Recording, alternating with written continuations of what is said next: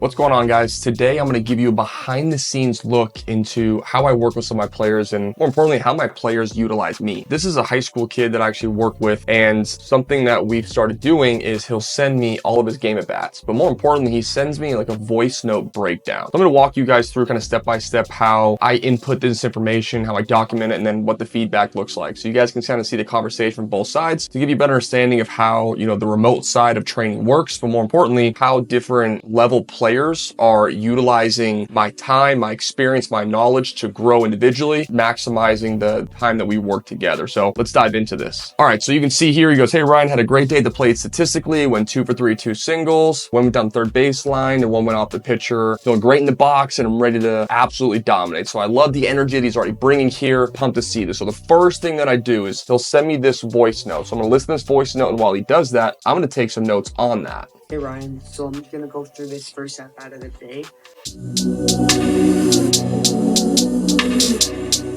Okay, so first at bat, he had a single and a curveball to left field. Emphasized how he's feeling good in the box. Said he sat back on a 1-0 curveball and I was able to hit it hard on the third baseline. So gives me a good breakdown insight on not just what I'm watching in the video, but more importantly, what he's feeling in the moment. So now we're gonna sit here, I'm gonna watch this video and just see what it looked like. For me, timing looks pretty good there. I'm gonna check slow-mo here. Where's he at a pitcher's release?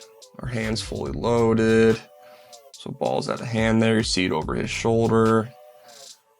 Now let's go through the forward move tempo. So it looks good. So strike one, actually. It wasn't ball one. Okay, so second pitch. It's gonna be the curveball that he hits for a base hit. Nice job on that. Good barrel. Is he loaded and ready? Fully loaded right there. So touch late. But look at the coverage he gets on this pitch. We all know what high school strike zones look like. Look at the coverage he gets on this pitch. Pretty impressive. So hits this ball hard. Sweet. 1 for 1 to start the day. Let's go on the next at bat. Okay, so same formula here. We're going to listen to the recording, Quick AB, take some notes. pretty hard hit back to the pitcher. Okay, so just listen to his voice message. He's talking about, I kind of missed the barrel, but I hit it hard back into the pitcher. I wasn't trying to do too much with this pitch. The situation called for me to get a clutch hit for my team, and that's what he did. Let's see what the video looks like. He said he missed barrel, but I want to see what does that mean to him. So let's the video through, left on left again.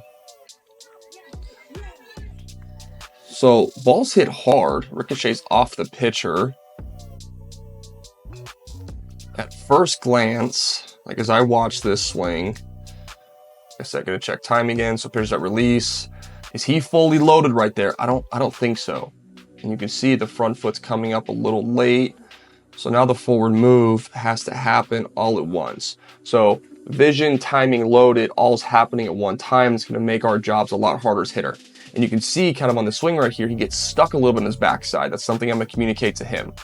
So he gets stuck in his backside's working uphill right here. Now the result is positive, but is the execution quality? In my opinion, this is not quality execution. So that's something that we're gonna break down. We're gonna celebrate the victory, but also my job is to hold him accountable to what I'm seeing here.